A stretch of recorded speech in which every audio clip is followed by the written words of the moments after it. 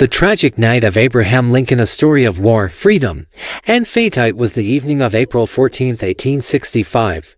President Abraham Lincoln and his wife Mary Todd Lincoln arrived at Ford's Theater in Washington, D.C. The play that night was Our American Cousin. Lincoln wasn't a man who enjoyed strict formalities or being surrounded by guards.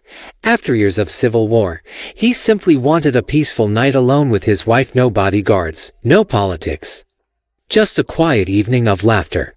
As the couple entered the theater, the audience stood and applauded. Lincoln smiled, waved gently, and took his seat in the presidential box. Mary leaned close, whispering something that made him chuckle, for the first time in a long while. The president looked relaxed, but just behind them, in the shadows, someone else was watching. John Wilkes Booth, a well-known actor and a secret Confederate sympathizer. Originally, Booth had planned to kidnap Lincoln, but hatred had twisted his plan into something darker.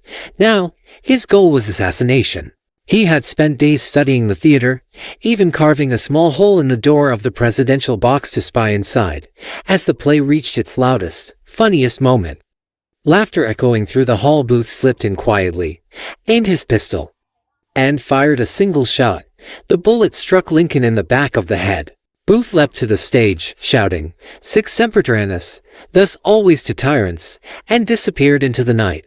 Lincoln was carried to a small boarding house across the street, but the doctors could do nothing. He remained unconscious for hours and died the next morning. The man who had just led his nation through its darkest storm had fallen only days after the war that nearly destroyed the United States had come to an end. The birth of a nation and the shadow of slavery. To understand Lincoln's story, we have to go back in 1783. With the Treaty of Paris, the United States gained independence from Britain.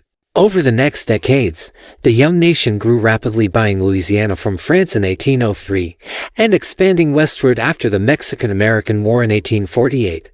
But behind that growth was a dark truth: slavery.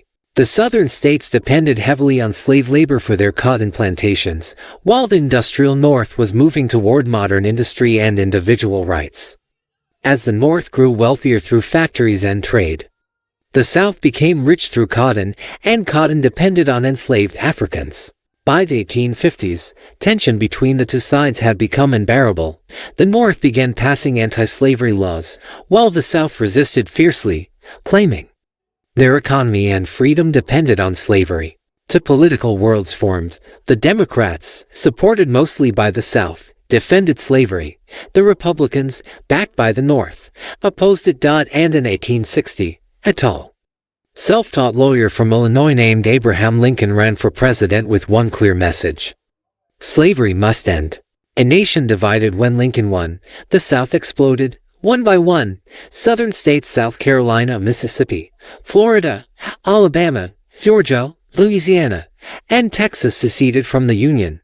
Together, they formed the Confederate States of America, with Jefferson Davis as their president. Lincoln faced an impossible challenge. His country was splitting apart before he even took office. To preserve the Union, he called for 75,000 volunteers to defend the nation. That call to arms marked the beginning of the American Civil War. Brother against brother. On April 12, 1861, Confederate cannons opened fire on Fort Sumter in South Carolina. The war had officially begun. What followed were 4 brutal years of bloodshed. Battles fought not only on the ground, but in the very heart of America's identified Confederate Army, led by the brilliant General Robert E. Lee, won several early victories.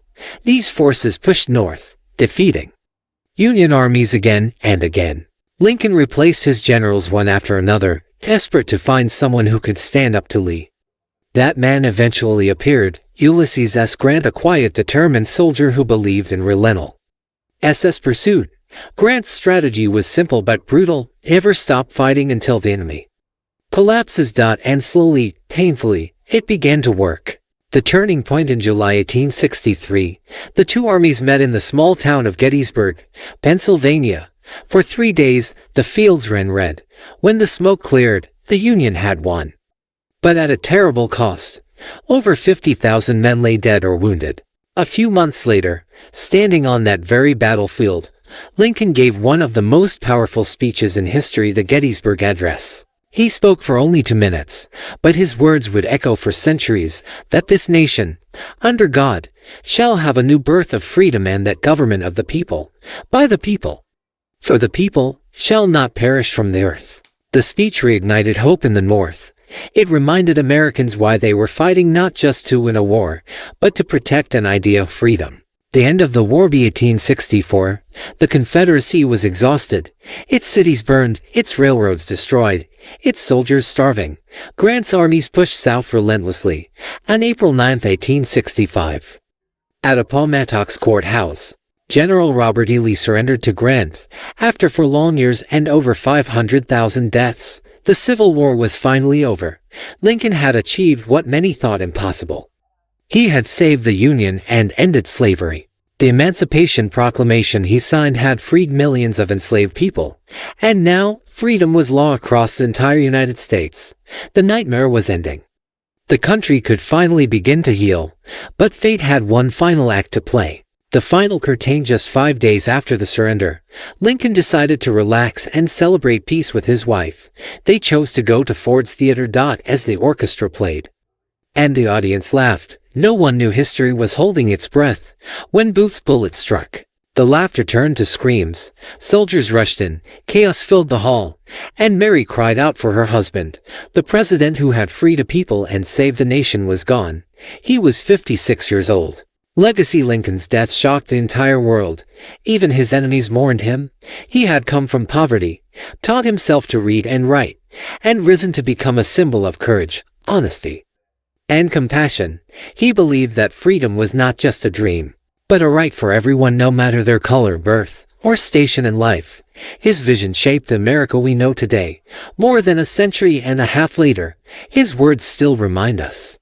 Those who deny freedom to others deserve it not for themselves. Abraham Lincoln's life was a story of struggle, faith, and sacrifice, and though his time was cut short, his legacy will never fade. If you found this story moving, make sure to subscribe for more moments that changed history, because every past has a story worth remembering.